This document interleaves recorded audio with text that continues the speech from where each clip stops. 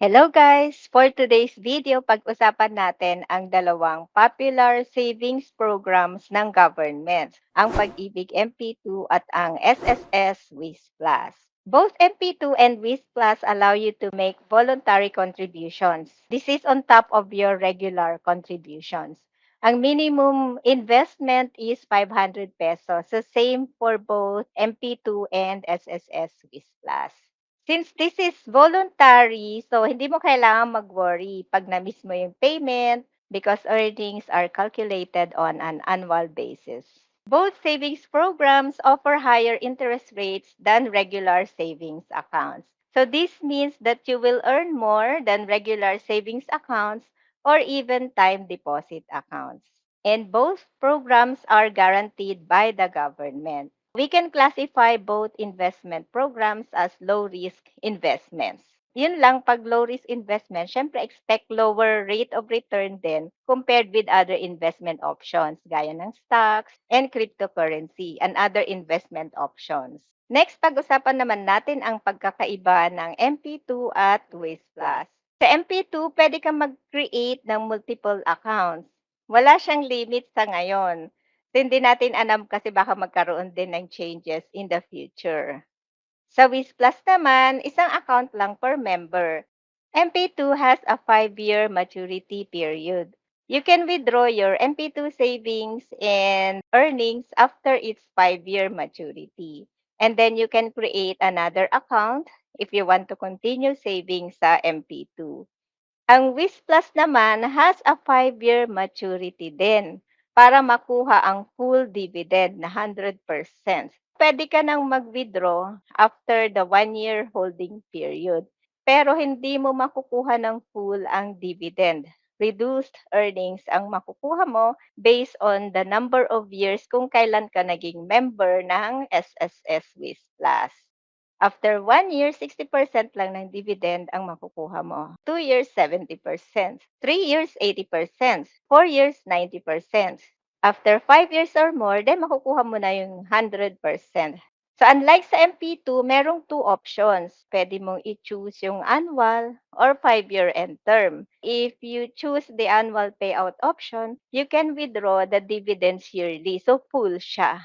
Kung yung 5-year end term ang pinili mo, then you have to wait until 5 years to withdraw your total contributions and earnings.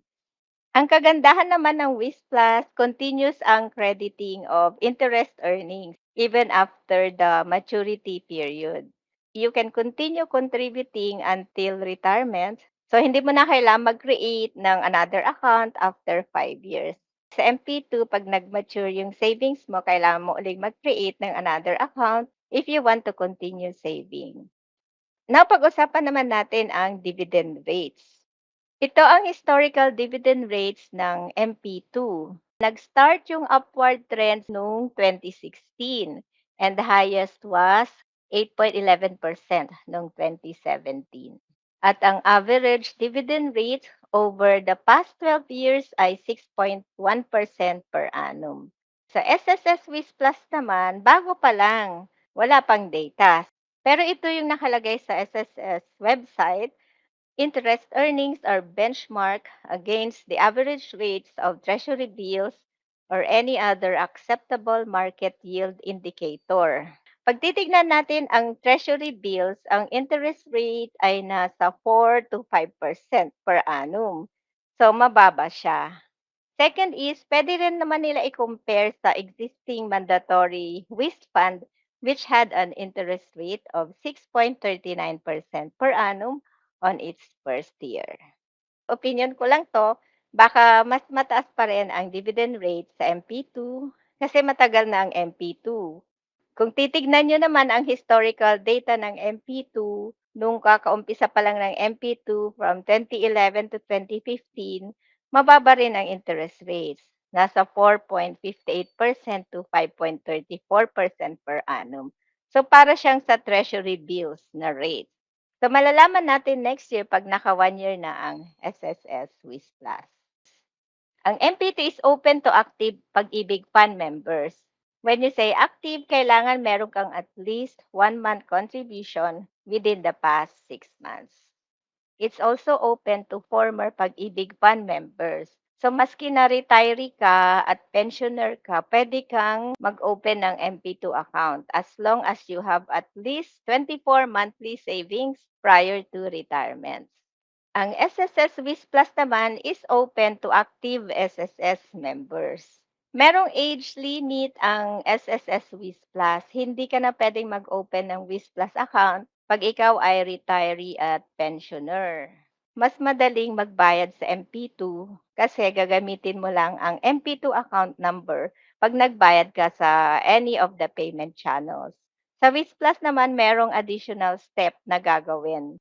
So every time na magbayad ka ng Wish Plus contribution, you have to generate PRN. Should you choose Pag-ibig MP2 or SSS Wish Plus? Pag ang goal mo is to save or invest for retirement, SSS Wish Plus might be a better choice. Kasi ang SSS Wish Plus is a longer term investment. Continuous lang ang pagbayad mo ng contribution, pero kung ang goal mo is to generate passive income, then Pag-ibig MP2 might be the better choice. Kasi you have the option to choose between annual payout or 5-year end term. But for me, personally, sa MP2 pa rin ako. Kasi established na ang MP2. Pero magta-try din ako ng Wish Plus. Minimum contribution lang muna and then I'll wait and see. Your choice will depend on your financial goals and financial situation.